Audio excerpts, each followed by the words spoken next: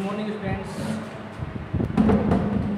मैं यतीन प्रताप आज आप लोगों को फोर्थ सेमेस्टर में हमारा जो पेपर है शांति शिक्षा उसको पढ़ाऊंगा। उसके अंतर्गत हमारा टॉपिक चल रहा है हिंसा या वायोलेशन। इसके अंतर्गत हमने सब इस टॉपिक में से जाना है कि हिंसा क्या है और हिंसा जैसे टॉपिक को हमारे शांति शिक्षा के पेपर में रखने का पीछे शिक्षा शास्त्रियों का मंतव्य क्या है, उनका उद्देश्य क्या है और किन वांछित उद्देश्यों को प्राप्त करना चाहते हैं। और इसके बारे में हमने हिंसा का अर्थ जाना था, हिंसा की विशेषताएं जानी थी। अब हम देखते हैं हिंसा क्या करती है, हिंसा के कार्य क्या है। ठीक है, हिंसा क्या करती है या हिंसा के क्या कार्य क्या है। हिंसा के द्वारा जो भी प्रभाव समाज पर छोड़ा जाता है, काफ़ी समझते हैं, हिंसा के द्वारा जो भी प्रभाव समाज पर छोड़ा जाता है उसी को हम हिंसा का कार्य कहते हैं या हिंसा के कार्य के रूप में वो सारी चीज़ें जानी जाती हैं। हिंसा से किसी भी समाज का, चाहे कोई भी समाज हो, उसका भला नहीं हो सकता, ना तो कभी हुआ है और नहीं कभी भला होगा। इसलिए हिंसा के द्वारा जो भी कार्य किए जाते हैं वो सभी लोगों के लिए या संपूर्ण मानवता के लिए कष्टकारक होते हैं, कष्टमय होते हैं, पीड़ादायक होते हैं और दुखद होते हैं। इसलिए हिंसा के द्वारा जो भी कार्य किए जाते हैं उनकी परिणति दुखद होती है। हिंसा के कुछ कार्य हैं, उनको हम लोग जानेंगे कि हिंसा क्या करती है, कौन कौन से कार्य करती है। पहला है विनाश का वातावरण। इसको देखते हैं, जिन किन्हीं क्षेत्रों में या जिन क्षेत्रों में हिंसा होती है या हिंसा कुछ व्यक्तियों द्वारा की जाती है, इससे जो उस क्षेत्र का माहौल होता है वो उसमें भय व्याप्त होता है। उनके उस क्षेत्र के अंतर्गत जो भी व्यापारी हैं, उद्योगपति हैं, वाणिज्य में या कंपनियां जो उद्योगपति लगाना चाहते हैं वो उन क्षेत्रों में नहीं लगाते, क्योंकि उन क्षेत्रों में जो भी व्यक्ति होते हैं, जो भी वहाँ के बासिंदे होते हैं, रहने वाले होते हैं, उनका जीवन संकटमय होता है और निवेशकों का भी पैसा डूबने का पूरा भय रहता है। इसलिए जिन क्षेत्रों में बेहतर तरीके से विकास हो सकता था उस विकास पर ब्रेक लग जाता है, वह विकास बाधित हो जाता है और इस प्रकार से उस क्षेत्र का विनाश होना असंभव होता है। अर्थात जिन क्षेत्रों के अंतर्गत हिंसा का वातावरण होता है वहाँ पर विनाश होने का प्रमुख कारण ये होता है कि उस क्षेत्र में अशांति, उस क्षेत्र में भय का वातावरण, उस क्षेत्र में दुख की स्थिति होती है और कोई भी व्यक्ति उस क्षेत्र में अपने पैसे को निवेश नहीं करना चाहता, कोई भी व्यक्ति अपना पैसा नहीं फंसाना चाहता। तो इस प्रकार से जिस क्षेत्र का विकास हो सकता था, हिंसा के कारण उस क्षेत्र का विनाश होना शुरू हो जाता है, उस क्षेत्र का विकास की बजाय विनाश प्रारंभ हो जाता है। इस प्रकार से हिंसा क्या करती है, विनाश का वातावरण तैयार करती है। दूसरा देखते हैं, जीवन का नाश करना। हिंसा का दूसरा काम होता है जीवन का नाश करना। हम जब कभी भी देखते हैं, जब कभी भी हिंसा होती है, चाहे वो स्थिति घर के स्तर पर हो, चाहे वो स्थिति परिवार के स्तर पर हो, चाहे वो स्थिति समाज के स्तर पर हो, चाहे वो स्थिति प्रदेश स्तर पर हो, राज्य के स्तर पर हो, अंतर्राष्ट्रीय स्तर पर हो, जिन क्षेत्रों के अंतर्गत या जिन देशों में, प्रदेशों में, समाजों में हिंसा होती है वहाँ पर जीवन को संकट उत्पन्न हो जाता है। जीवन की जो परिस्थितियाँ होती हैं संकटमय हो जाती हैं, जीवन को खतरा उत्पन्न हो जाता है। इस प्रकार से जीवन से संबंधित जो भी कार्य हैं, जो भी जीवन के लिए महत्वपूर्ण चीज़ें हैं, वहाँ पर क्या होता है, उनमें संरक्षण प्राप्त नहीं होता, अर्थात जीवन के लिए आसन संकट उत्पन्न हो जाता है। इसलिए हिंसा क्या करती है, जीवन का नाश करती है। चाहे ये युद्ध के रूप में हो, चाहे ये आतंकवाद के रूप में हो, चाहे ये किसी दूसरे रूप में हो, किसी भी रूप में हो, चाहे आतंकवाद, मैंने फिर बताता हूँ, चाहे आतंकवाद के रूप में हो, चाहे आतंकवादी गतिविधि के रूप में हो, चाहे और किसी रूप में हो, ये क्या करती है, जीवन का संपूर्ण मानवता का को संकट पैदा करती है और जीवन का नाश करती है। इस प्रकार से हिंसा का दूसरा कार्य हुआ जीवन का नाश करना, जीवन को समाप्त करना। तीसरा है धन की हानि।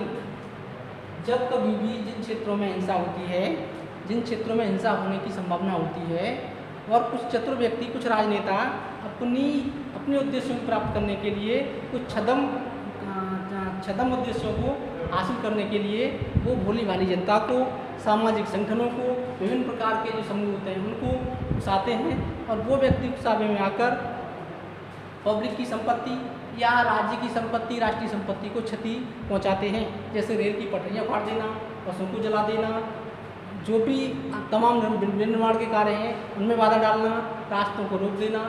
इस प्रकार से तमाम प्रकार की संपत्तियों को हानि पहुँचाना ही क्या है, हिंसा का कार्य है, अर्थात हिंसा द्वारा धन की भी हानि होती है। नेक्स्ट देखते हैं, वो है मानसिक अशांति।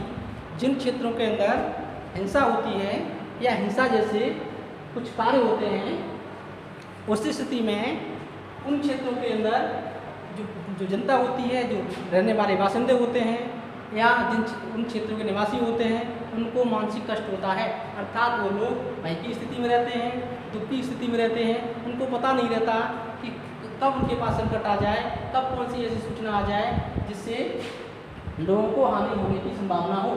तो इस प्रकार से हिंसा का तीसरा कार्य है हिंसा का चौथा कार्य है मानसिक अशांति उत्पन्न करना, अर्थात लोगों के अंदर भय उत्पन्न करना। इस प्रकार से लोगों में वेदना उत्पन्न होती है, दुख उत्पन्न होता है, कष्ट उत्पन्न होता है। चौथा कार्य है सामाजिक असंतुलन। जिन क्षेत्रों के अंदर हिंसा होती है या हिंसा का वातावरण तैयार किया जाता है या जिन क्षेत्रों में हिंसा होने की संभावना होती है, अर्थात कुछ चौक दे दो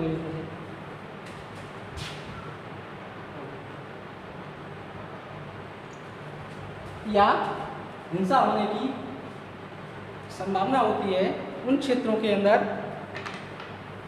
समाज में असंतुलन पैदा हो जाता है। अर्थात समाज में जो समाज निम्न वर्ग का होता है, दबे कुचले लोग होते हैं या असहाय लोग होते हैं, उन लोगों पर समाज के उच्च वर्ग द्वारा भेदभाव किया जाता है, उनके साथ मारपीट की जाती है, उनके साथ अनैतिकता का व्यवहार किया जाता है। इस प्रकार से हिंसा समाज में सामाजिक असंतुलन पैदा करती है। नेक्स्ट देखते हैं, अगला कार्य है भेदभाव की स्थिति पैदा करना। हिंसा के द्वारा समाज में सांप्रदायिकता जैसी बातें फैलाई जाती हैं, उच्च और निम्न जातियों के बीच अंतर पैदा किया जाता है, उनके अंतर्मन में बहुत गहराई तक एक दूसरे के प्रति वैमनस्य उत्पन्न किया जाता है। इस कारण से हिंसा की स्थिति समाज के अंदर भेदभाव की स्थिति उत्पन्न करती है, अर्थात समाज में भेदभाव उत्पन्न करती है। ये छोटा है, ये बड़ा है, ये गरीब है, ये अमीर है, ये तुच्छ है, ये महत्वपूर्ण है। ये सारी बातें क्या करती है, हिंसा के द्वारा ही स्थितियाँ उत्पन्न होती हैं। अब नेक्स्ट देखते हैं युद्ध की स्थिति। मैंने बताया था जीवन को संकट पैदा करना, विनाश का वातावरण उत्पन्न करना, जन धन की हानि करना। इस प्रकार जब कभी भी युद्ध होता है और उस युद्ध में हिंसा की जाती है और विभिन्न क्षेत्रों से, चाहे वो परमाणु हथियार हों, चाहे रासायनिक हथियार हों, चाहे किसी अन्य प्रकार के साधन हों जो हथियारों के रूप में इस्तेमाल किए जाते हैं, उनके द्वारा युद्ध की स्थिति या युद्ध का अनुवाद जैसी स्थिति पैदा की जाती है, जिससे उस समाज में, उस देश में, उन क्षेत्रों में हिंसा की स्थिति उत्पन्न होती है। तो किसके द्वारा उत्पन्न होती है, एक युद्ध की स्थितियाँ बन जाती हैं और बहुत ही जीवन को जोखिम में डालने वाली परिस्थितियाँ बनती हैं। चाहे हम करंट की बात करें, चाहे चीन के डेप्सांग क्षेत्र हो या लद्दाख का क्षेत्र हो या कश्मीर के तमाम क्षेत्र ऐसे हों जहाँ पर भारत और के बीच तनाव उत्पन्न होता है, उन क्षेत्रों में भी हिंसा युद्ध की स्थिति उत्पन्न करती है। अर्थात जिन क्षेत्रों में हिंसक घटनाएं होती हैं, हिंसक घटनाओं के बाद वहाँ का वातावरण तनावपूर्ण हो जाता है। उन देशों की सरकारें, उन देशों की राष्ट्राध्यक्ष अपनी बात को मनवाने के लिए उन्हें तमाम तरीके के आक्रामक साधन हैं उनको अपनाते हैं और युद्ध की स्थितियाँ उत्पन्न होने लगती हैं। इस प्रकार से हिंसा क्या करती है, युद्ध की स्थिति को उत्पन्न करती है। नेक्स्ट है पर्यावरणीय असंतुलन। जब कभी भी रासायनिक हथियार होते हैं उनका इस्तेमाल किया जाता है या गोला बारूद का इस्तेमाल किया जाता है, तो उस स्थिति में वातावरण होता है या जो पर्यावरण होता है उसमें असंतुलन उत्पन्न हो जाता है। जैसे हम द्वितीय विश्व युद्ध की बात करें, द्वितीय विश्व युद्ध के अंदर 6 अगस्त और 9 अगस्त 1945 को हिरोशिमा और नागासाकी पर क्रम से परमाणु बम गिराए गए। उन परमाणु बमों की परिणति ये है कि आज भी जापान के अंदर रेडियो एक्टिव की जो रेडियो एक्टिविटी की जो स्थिति है वो देखी जाती है, अर्थात वहाँ पर आज भी अपंग लोग पैदा होते हैं। उन रासायनिक हथियारों के अतिशय प्रयोग का दुष्परिणाम ये है कि आज भी वहाँ पर उनका प्रभाव देखने को, दुष्प्रभाव देखने को मिलता है। इसलिए जब कभी भी युद्ध होता है तो वहाँ पर पर्यावरण का असंतुलन निश्चित रूप से उत्पन्न होता है। इस प्रकार से हिंसा क्या करती है, पर्यावरण असंतुलन को उत्पन्न करती है। नेक्स्ट देखते हैं हिंसा अगला कार्य है सार्वजनिक हित का अभाव, अर्थात जिन क्षेत्रों में हिंसा उत्पन्न की जाती है उसका मूल कारण स्वहित की पूर्ति करना होता है, चाहे व्यक्ति के स्तर पर, चाहे समाज के स्तर पर, चाहे राज्य के स्तर पर। राज्य भी अपने सर्वजन हिताय की बात न करते हुए केवल अपने हित की बात करता है, अर्थात अंतर्राष्ट्रीय जो समाज है, अंतर्राष्ट्रीय समुदाय है, उसकी अनदेखी करता है और अपने हितों की पूर्ति के लिए वो ऐसे काम करता है जिसके द्वारा तनावपूर्ण स्थितियाँ उत्पन्न हो जाती हैं और सार्वजनिक हित की उपेक्षा की जाती है। इस प्रकार से हिंसा क्या करती है, सार्वजनिक हित का अभाव उत्पन्न करती है, अर्थात व्यक्ति स्वहित को महत्व देता है और प्रकृति की नहीं सोचता। इसलिए तमाम स्थिति ऐसी उत्पन्न होती हैं जिससे सार्वजनिक हित की उपेक्षा की जाती है। नेक्स्ट देखते हैं वो है कष्टमय वातावरण। मैंने बताया था हिंसा के द्वारा किसी भी व्यक्ति का हित साधन नहीं होता, अर्थात हिंसा किसी भी व्यक्ति का भला नहीं कर सकती, चाहे हम अतीत की बात करें, चाहे हम पूर्व की बात करें या भविष्य की बात करें। हम ये कदापि न सोचें कि हिंसा के द्वारा किसी व्यक्ति का जीवन सुखमय होगा, अर्थात हिंसा द्वारा दुखद एवं कष्टमय वातावरण तैयार किया जाता है। व्यक्ति को कष्ट होता है, दुखद स्थितियाँ होती हैं। ऐसी स्थिति में व्यक्ति क्या करता है, जैसे एग्जाम्पल देता हूँ, सम्राट अशोक को ले लेता हूँ। कलिंग युद्ध के बाद जब सम्राट अशोक ने देखा कि लाशों के ढेर बिछे हुए हैं और खून तमाम क्षेत्रों में जो उसका वातावरण है खूनमय है या रक्तमय है, ऐसी स्थिति को देखते हुए सम्राट अशोक का हृदय उद्वेलित हो जाता है और वो कहता है कि यदि यही युद्ध की विजय है, यही विकास का रास्ता है, तो मैं इसे कभी स्वीकार नहीं करूँगा। अर्थात हिंसा क्या करती है, हिंसा कष्टमय वातावरण उत्पन्न करती है। ठीक है, हिंसा का अगला कार्य है। नेक्स्ट देखते हैं सृजनात्मकता का अभाव। प्रायः देखा जाता है कि जब कभी भी सृजनात्मकता का अभाव उत्पन्न होता है उस स्थिति में हिंसा प्रभावी हो जाती है, अर्थात व्यक्ति रचनात्मक कार्य को छोड़कर विध्वंसक कार्यों में लग जाता है। जैसे एग्जाम्पल देता हूँ, कोई व्यक्ति अनैतिक साधनों के द्वारा, कोई भी रेसर है, कुछ रेसर हैं अनावश्यक साधनों द्वारा वो विजय प्राप्त करना चाहते हैं, प्रतियोगिता में आगे निकलना चाहते हैं। वैसी स्थिति में एक खिलाड़ी दूसरे खिलाड़ी को धक्का मार सकता है, दूसरे खिलाड़ी को टांग मार सकता है, कोई और साधन अपना सकता है ताकि वो अन्य खिलाड़ियों से आगे निकल जाए।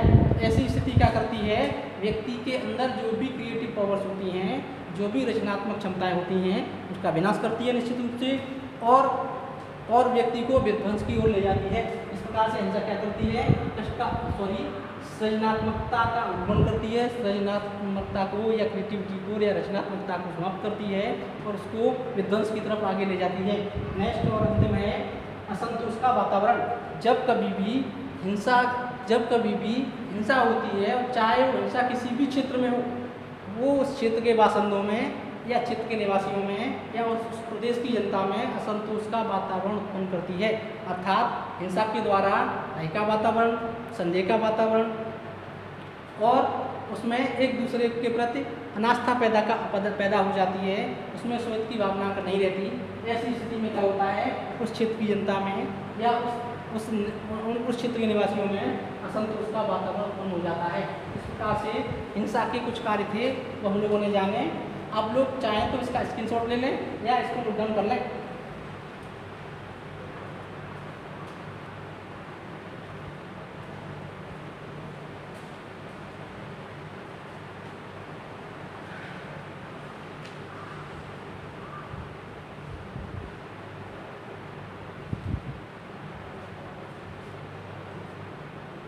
ठीक है फ्रेंड्स, मैं उम्मीद करता हूँ आपने इसको नोट डाउन कर लिया होगा।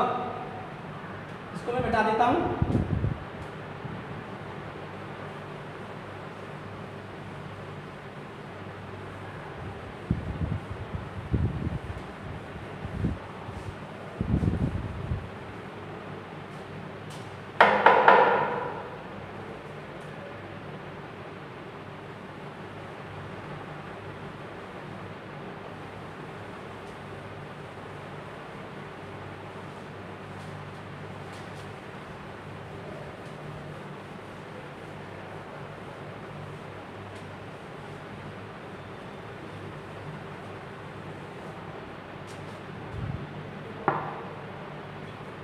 ठीक है स्टूडेंट्स।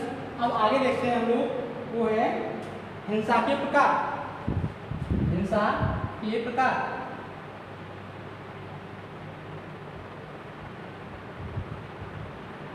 हिंसा के प्रकार।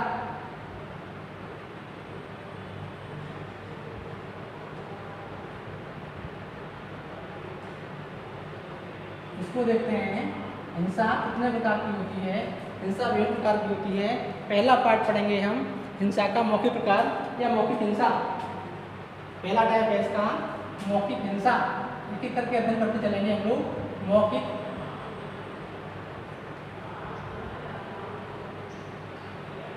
मौखिक हिंसा। इसमें देखते हैं बहुत महत्वपूर्ण है, मन वचन कर्म से किसी को क्षति पहुंचाना, किसी को कष्ट पहुंचाना, किसी को दुख पहुंचाना, ये क्या कहलाता है? हिंसा कहलाता है। और इसमें हम न सिर्फ 3 प्रकार पढ़ेंगे, कई प्रकार पढ़ेंगे। पहला प्रकार हमारा है मौखिक हिंसा। मौखिक हिंसा के अंतर्गत भी बहुत सारी बातें होती हैं।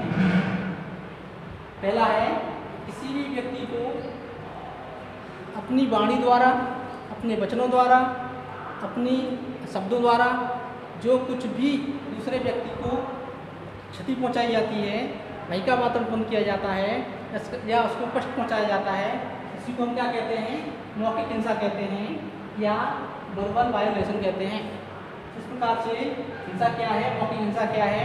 अपने वाणी द्वारा, अपने शब्दों द्वारा या अपने वचनों द्वारा किसी व्यक्ति को आहत करना, किसी व्यक्ति को क्षति पहुंचाना, किसी व्यक्ति को जोखिम में डालना, ये क्या कहलाता है? मौखिक हिंसा कहलाता है। अब इसको देख लेते हैं एक एक करके। ये हिंसा भी कई प्रकार की होती है। पहला है धमकी। पहला है धमकी।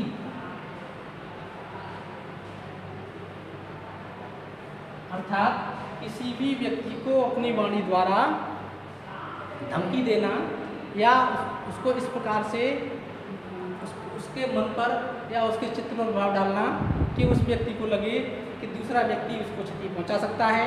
किसी भी अंग विक्षेप व कार्य द्वारा उसको पीड़ा पहुंचा सकता है, उसको शारीरिक चोट पहुंचा सकता है या उसको किसी प्रकार की क्षति पहुंचा सकता है। इस प्रकार से किसी भी व्यक्ति को धमकी देना क्या कहलाता है? मौखिक धमकी कहलाता है।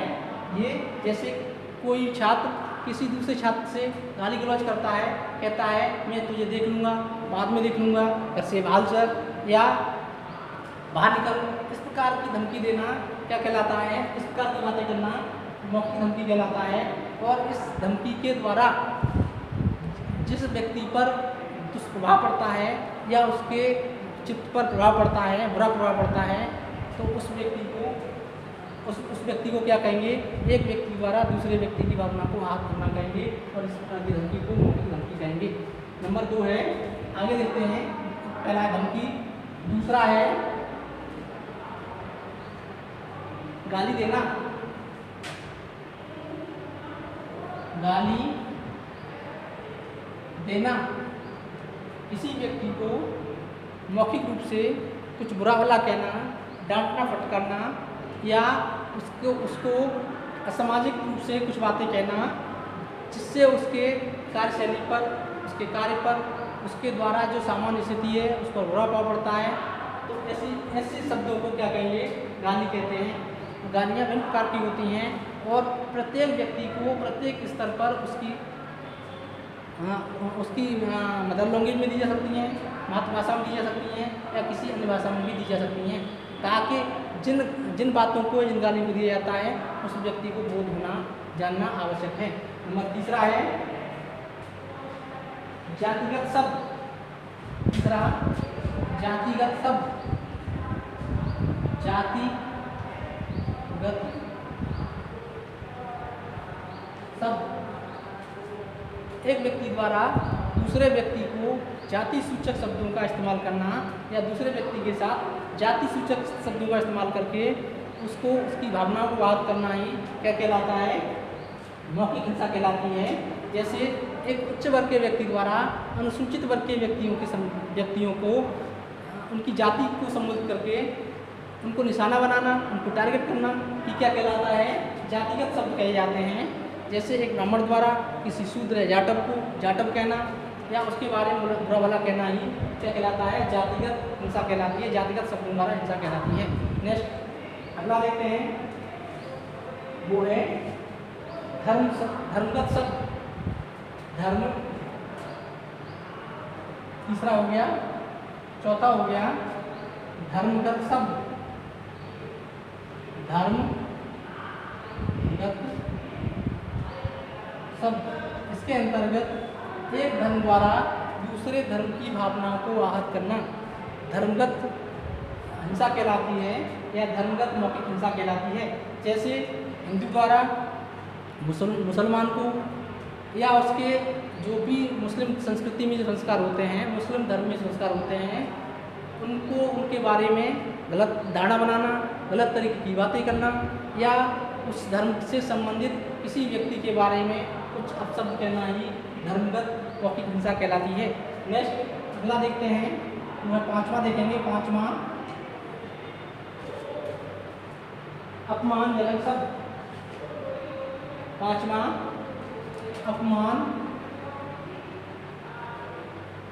अपमानजनक शब्द, जनक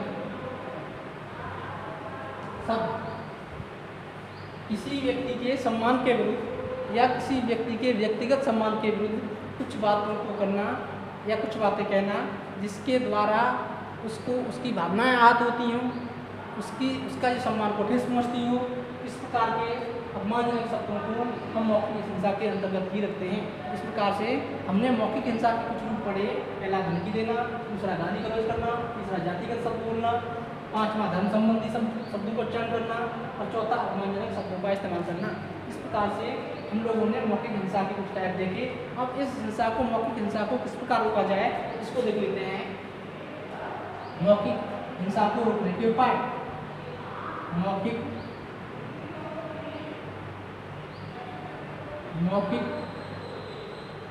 हिंसा को रोकने के उपाय।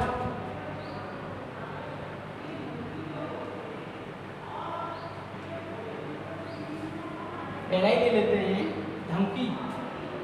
हमारे पहली बात करते हैं पारिवारिक वातावरण में, परिवार के अंतर्गत या कक्षा के अंतर्गत, चाहे अभिभावक हों चाहे शिक्षकों को अभिभावकों को हमेशा ये ध्यान रखना है कि कोई भी बच्चा परिवार के अंदर या विद्यालय के अंदर किसी दूसरे बच्चे को धमकी नहीं देगा। इस बात को सुनिश्चित कर लेना है।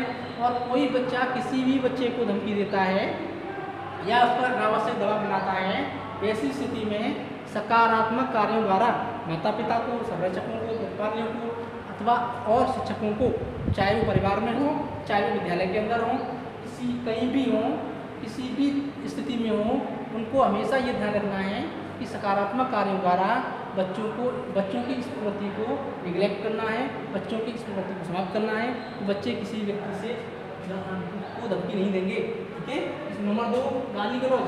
प्रायः अक्सर ये देखा जाता है परिवार के अंदर माता पिता, भाई बहन और परिवार के अन्य सदस्य एक दूसरे को गाली देते हैं, जिसका प्रभाव निश्चित रूप से बच्चों पर पड़ता है।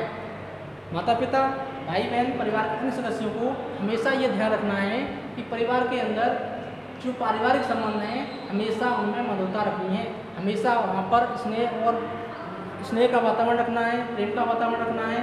कभी भी गाली गलौज नहीं देनी है, कभी भी गाली गलौज का इस्तेमाल नहीं करना है। जब इस प्रकार से परिवार के सदस्य, माता पिता, प्रतिपाल बच्चों को अपने घर का वातावरण लेकर विद्यालय भेजेंगे तो उस संस्कृति को, उस कल्चर को, शिक्षकों को और जो भी बच्चे हैं उनके सहपाठियों को भी आगे बढ़ाना है। यदि किसी भी प्रकार से एक ऐसी स्थिति आती है तो शिक्षकों को आदर्श व्यवहार द्वारा उस स्थिति को समाप्त करना है और बच्चों को इस प्रवृत्ति से मुक्त करना है।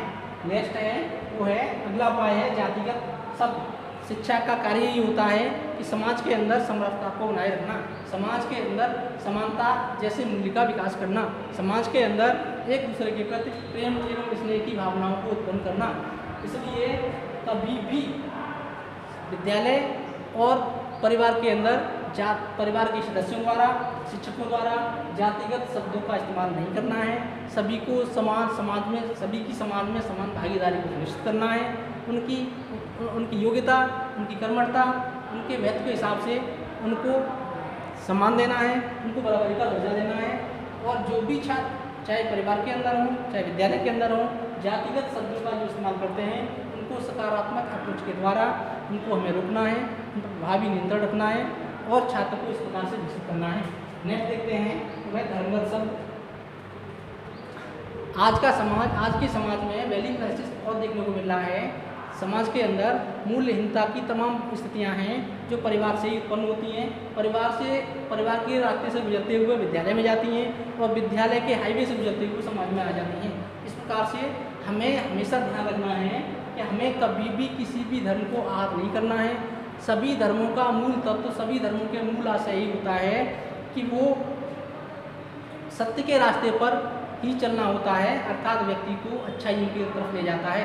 धर्म कोई भी हो, धर्म जिस प्रकार से विभिन्न रास्ते, जिस प्रकार से विभिन्न नदियाँ एक देश से या एक धरातल से होते हुए गुजरती हुई समुद्र में समा जाती हैं, ठीक उसी प्रकार से सभी धर्म का लक्ष्य एक ही होता है, वो होता है मानवता का कल्याण करना, मानवता को उच्च आदर्श तक पहुँचाना। इस प्रकार से शिक्षकों को, पारिवारिक सदस्यों को कभी भी सदैव धर्म का सम्मान, सभी धर्मों का सम्मान करना छात्रों को सिखाना चाहिए। एक धर्म की आस्था को दूसरे छात्रों को सम्मान करना चाहिए, उसकी संस्कृति, उसकी जो कल्चर है उसको बनाए रखने का, और दूसरे सदस्यों में जो भी उसके मूल्य हैं उनका सम्मान करना शिक्षकों को, माता पिता को सिखाना चाहिए। नेक्स्ट है अपमानजनक शब्द, इंसल्टिंग वर्ड्स की बात करते हैं। हमें शिक्षा सिखाती है कि हमें व्यक्तित्व का सम्मान करना है। हमें एक व्यक्ति का, उसकी भावनाओं का, उसकी जो विचारधारा है उसकी जो अप्रोच है उसको सम्मान करना है, उसको महत्व देना है। इस प्रकार से परिवार एवं विद्यालय बच्चों के अपमानजनक जो दृष्टिकोण होता है दूसरों के प्रति, उसको सकारात्मक रूप से समस्या का समाधान करेंगे। इस प्रकार से हम क्या करते हैं, हिंसा के मौखिक हिंसा को रोकने के ये तमाम उपाय थे जो मैंने आपको बताए। आपको इससे संबंधित कोई भी क्वेरीज करनी हो आप कमेंट सेक्शन में जाएं, मैं वहाँ पर उसका समाधान करूँगा। धन्यवाद।